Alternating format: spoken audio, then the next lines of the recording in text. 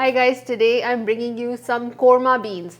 Korma is a decadent curry from the Indian subcontinent. There are different kormas from different regions in India. They can vary pretty significantly. Kormas were introduced by the Mughal Empire in the region. Kormas can also be found in other South Asian cuisines. For today's korma, I'm using my Shahi korma sauce, and I also had this South Indian Nilgiri korma recipe written out, which has a lot of cilantro and mint and curry leaves. So I combined those two to make this delicious korma sauce and added white beans to it. This sauce is absolutely delicious. It smells amazing while cooking, and you can add any protein you want to this sauce. You can also change up the beans. Using beans, chickpeas or lentils makes this a one-pan dish. There are a bunch of whole spices and ground spices in this recipe. If you don't have one or two, that's fine. There's still going to be plenty of flavor in this sauce. Do try this sauce even if you're missing a couple of spices. It is super delicious. It has this complex flavor profile. So do try this recipe and do let me know in the comments how you liked it. To make the korma, first we will toast some cashews and raisins until the raisins have puffed up. Remove them from the skillet and continue to cook until the cashews are somewhat golden. Remove them from the skillet and set them aside.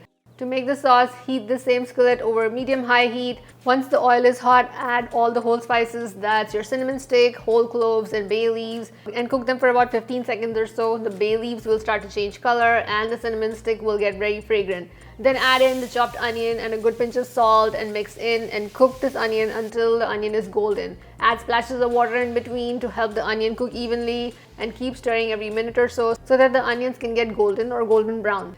Add in the green chilies, the ginger garlic paste or minced ginger and garlic and mix in. Add a splash of water to reduce the heat of the pan as well as to help cook them evenly. Mix everything in and cook for about half a minute. Then add all of the ground spices, the tomato paste and a splash of water and mix that into the onion mixture.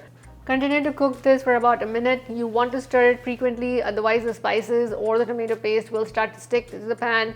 If it is getting too thick, add another splash of water and continue to cook so that the spices and the tomato paste get a little roasted. Then add in the non-dairy yogurt, almond flour, cilantro, mint if using, and chopped up curry leaves and some water and salt and mix everything in and bring to a boil. Then add in the beans and mix again, add more water for consistency if required. Then cover the pan and let it simmer for about 5 minutes or so. Then open the lid, taste and adjust for salt, flavor, heat. Add in more garam masala if you like, more heat if you like. Depending on the green chili, the sauce might be pretty spicy or pretty mild, so adjust it accordingly.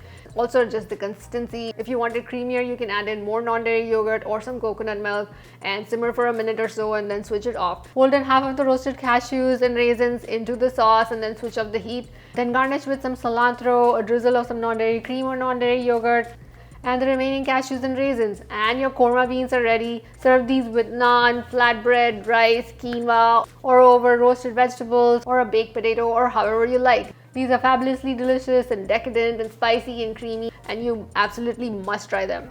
If you don't like cilantro, just replace it with spinach or omit it entirely. To make it without nuts, just omit the almond flour and use a nut-free non-dairy yogurt. A frequent question that I get asked on Indian recipes is what to do with those whole spices. I usually remove the whole spices like the bay leaves and cinnamon just before serving because all of those spices will continue to add more flavor to the sauce. If you're making the beans ahead and storing them, remove them just before serving. I leave the cloves in there because you can't really find them, but it will be a clove flavor explosion in your mouth. I mean, depending on whether you like cloves or not, it might be really good or not necessarily that good. Just remove it while eating. If you like these sauces with beans and chickpeas, do check out my dhaba chicken beans, my kali mirch or black pepper beans, or my butter chickpeas, which is the butter chicken sauce with chickpeas. And there are so many more beans options like my alfredo beans, stroganoff beans, and so many more. Do check those out in the description below. These are my Shahi korma beans. If you try these, do let me know in the comments how you liked it. Don't forget to subscribe to my YouTube channel for more Indian vegan recipes, easy vegan meals, and so much more. Thank you for watching, and I'll see you next time.